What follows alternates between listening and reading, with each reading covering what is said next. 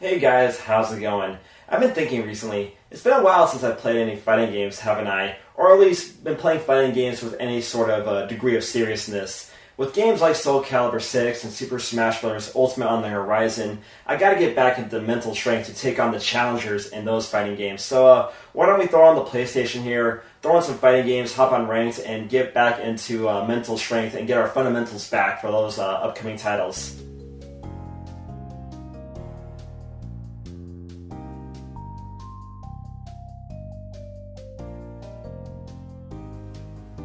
I'm gonna be waiting here a while, aren't I? In the age of esports and Twitch, competitive games live and die by their competitive fan base. With so many fighting games out right now and being played, it's easy to overlook some titles. Some of these games got hyped to hell and back and dropped off hard, while others fell under the radar entirely. Let's go through the battles of fighting game history and look at some games that just couldn't find their footing in the competitive scene.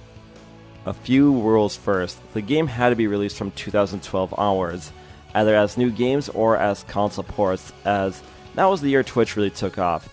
Second, the games need to be designed with a competitive base in mind. That's why titles like, say, SNK Heroines or Pocket Rumble aren't on this list. Third, a dead fighting game is relevant. For the purposes of this video, it needs to be a game that quickly vanished from tournament streams and has had minor discussions on social media. Most of these games are from around that time of 2012 and 2013, so a natural drop-off in players is to be expected, at least for the games that, even in that time period, they couldn't take off. That said, let's talk about some obscure fighting games and go through some fighting game history. I played Skullgirls back in pre-release at EVO 2011, and it wasn't bad. It released in early 2012 to decent reviews.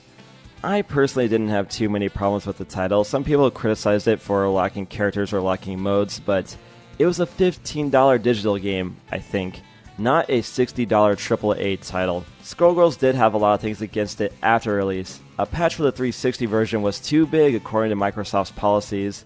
Konami left the developers out to dry, meaning the game got temporarily delisted from digital services until Lab Zero picked up the slack. A Japanese port was planned, but the original publisher folded, leaving Skullgirls in limbo for a few years abroad. It had a rough year, but thankfully the developers managed to crowdfund additional content, leading to Skullgirls Encore and Skullgirls Second Encore, the definitive edition of Skullgirls. So why didn't it take off? The gameplay is very solid, the netcode was really good, and it has a very nice and distinct art style and a snazzy, jazzy soundtrack to go with it, but the concept might have been a turnoff. All girl fighters are nothing new, but the contrast of heavy fanservice to heavy disservice might have been the turnoff to the mainstream. You have girls constantly flashing their underwear and are trying to smuggle some watermelons underneath their shirts, but have imagery like this, and this. And she's smoking a cigar out of her eye, man, what the hell? Skullgirls did have a shot at the big leagues during 2013, where it went toe-to-toe with Super Smash Bros. Melee as the last official game in the lineup via donation drive. It was a hard battle, a lot of money was spent, but ultimately Melee won the donation drive. There is an alternate reality where Skullgirls won the donation drive and got a nice shot of life, but this isn't that reality. Skullgirls' player base isn't dead. It's small but active, and they have their own events to showcase their talent. Skullgirls is worth a check out. The lore is good, and the gameplay is solid, but I can understand if you can't get past the doors. What started off as a joke became a full-fledged fighting game. The concept is simple: you dive, you kick, what's not to love of dive kick? Dive kick gained some notoriety for its absurdity, and to Kickstarter the developers went. The game did get funded and made many public appearances at conventions prior to its 2013 release. Dive Kick was everywhere. Just about every fighting game tournament at the time was pushing Dive Kick hard on their main stage. The surface-level simplicity of Dive Kick made it popular with viewers, and the amount of mind games and fundamentals required to play Dive Kick at a high level made it popular with players. As the game developed, more mechanics and characters were added to help flesh the game out to become more of a complete product. Hype was high pre-release, but after it dropped late 2013, it entirely vanished from the limelight. So what happened? Well, when you're trying to make a parody, you gotta be careful not to take it too far, otherwise it becomes the very thing is parodying. I have a hard time saying that word. Parodying. It becomes the thing he's making fun of, and that's what happened to Dive Kick. The whole thing felt like an in-joke that just went way too far with its FGC jokes. Okay, look, we get it. Alex J. Bailey, he has a big ego. Dr. Doom's foot dive was a bit too strong. Martin, he's kind of a waste of a human. I mean, granted, not all the jokes are FGC specific, but not everyone who bought the game would understand what's happening. You would think for such an accessible game, the jokes would be too. But that wasn't the case. Even for $10, Dive Kick looked like it was made in Flash. Here's Dive Kick, and now here's Skullgirls, which launched for around $15. Which would you rather play? The answer is Third Strike. There was an updated version of Dive Kick Edition, which tweaked the balance and added in some guest characters like the Thing from Nidhogg and Johnny Gat of all characters. But it was too little, too late. Just about everyone but the devoted forgot about Dive Kick. Even the developers, Iron Galaxy, stopped support of the game so they could work on Killer Instinct for Xbox One, which, by all accounts, is fantastic and very much has an active scene. Dive Kick remains a curious piece of FGC history that is fun for a minute, but doesn't hold attention for long. Virtua Fighter is a classic fighting game franchise. It defined 3D fighting games and laid the groundwork for the genre going forward. Excluding spin-offs and revisions, there has been a total of 5 Virtua Fighter games, the last one being Virtua Fighter 5 Final Showdown. This is the best Virtua Fighter in my opinion. Tons of characters, great customization, and one of the deepest fighting games around that will keep you busy trying to learn all the in and outs. Unfortunately though, Virtua Fighter's reputation precedes it. Many players know Virtua Fighter as one of the hardest games around to master, and with that daunting task in front of them, players might have gotten a bit scared and go play something else. And from a casual standpoint, Virtua Fighter looks pretty bland.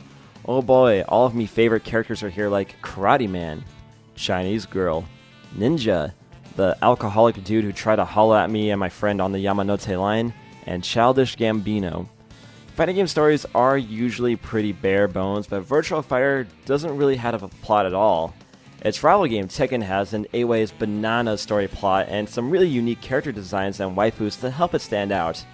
Virtua Fighter doesn't have that appeal to casuals. It's a shame as I think Virtua Fighter is a damn fighting game. I feel that Virtua Fighter is more intuitive and fluid than the clunky Tekken, but I guess I'm in the minority on that one.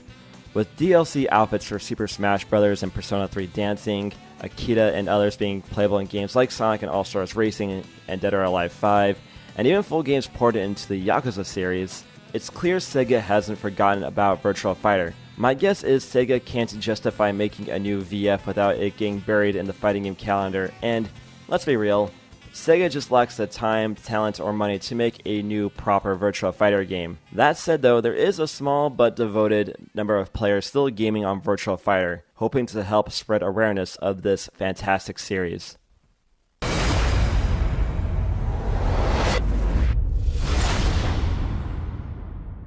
PlayStation All-Stars Battle Royale. This game is Smash. There's no denying that, and this game sucked. End of discussion. Okay, Sony PlayStation All-Stars, whatever it's called, it isn't a 100% ripoff of Smash, but it's hard not to make the comparisons. And the game is crap. Despite Sony pushing for the game competitively, no one cared, and that's the end of that disaster. To get a tournament up and running for Dissidia Final Fantasy, you need 6 PS4s, 6 monitors, 6 copies of the game and any DLC, 6 people, and a stable enough internet connection just to run one tournament match.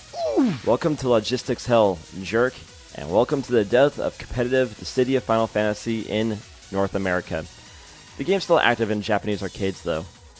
I talked about the history of Street Fighter Cross Tekken in depth in my Capcom fighting game video earlier this year, but it's worth bringing up again. Capcom and Namco hyped Cross Tekken to the moon and back, but the rocket exploded right after launch.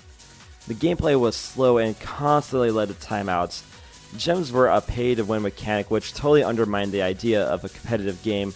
The character balance was out of whack, leading to most of the Tekken side being unusable in any competitive environment. On-disc DLC prompted a lot of backlash from the community, and the graphics seemed to take a step down from Street Fighter 4. Even with Capcom throwing money at Street Fighter Cross Tekken with 2 spots at EVO and at Capcom Cup, and a huge mega patch with version 2013, the player base quickly faded. To Capcom's credit, Street Fighter Cross Tekken 2013 is a way better game than vanilla Cross Tekken, but it was too little, too late.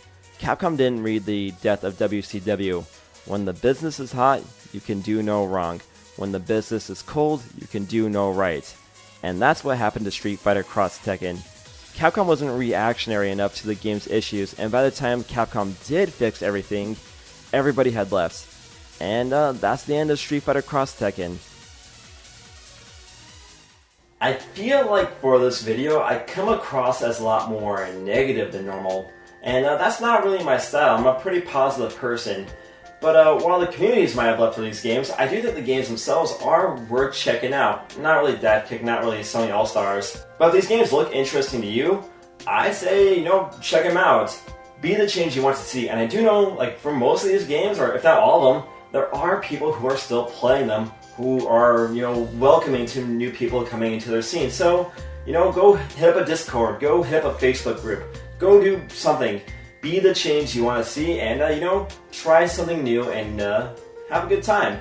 I've also been thinking recently that I've been in the FGC for at least 13 years now, which is quite a long time. So, cheers to you, FGC. Here's to 13 more. I'm glad my history with the FGC is coming in somewhat useful right now in my life. Anyway, guys, thank you for watching. Remember to like, share, subscribe, all that good stuff, and I'll see you next week for the review of Soul Calibur 6. Should be a good one. Anyway, later, everybody.